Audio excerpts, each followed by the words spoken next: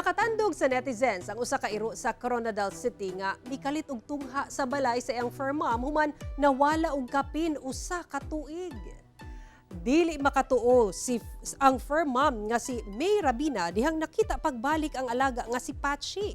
Human nawala niadtong January sa miaging tuig. Sumala ni May nakagawas daw si Patchy dihang giablihan sa iyang bana ang gate sa ilang balay ug wala na nakabalik. Gipangita daw nila si Patchy sa duol nga subdivision hangtod nakaabot na sa lagyong lugar apan pakyas sila. May 19 karong tuiga dihang nakita nila kini nga nakahigda sa atubangan sa ilang balay. Naoperahan madud pa si Patchy sa mata ni atong 2024 ug dili na kaayo kakita. Nagkatutukay pa daw sila ug dihang gitawag niya iyang pangalan, miduol ug miambak kini kanila. Gilayon nilang gidala sa vet si Patchy aron maatiman. Mapasalamaton daw sila sa kung kinsa man ang mikupkup kang Patchy.